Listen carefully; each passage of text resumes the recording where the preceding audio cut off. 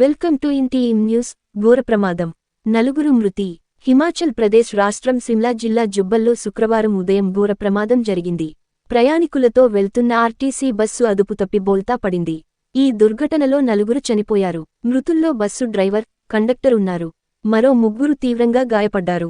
పోలీసులు, స్థానికులు అక్కడకు చేరుకుని సహాయక చర్యలు చేపట్టారు. క్షతగాత్రులను జుబ్బల్లోని ఆసుపత్రికి తరలించారు. వారి పరిస్థితి విషమంగా ఉంది.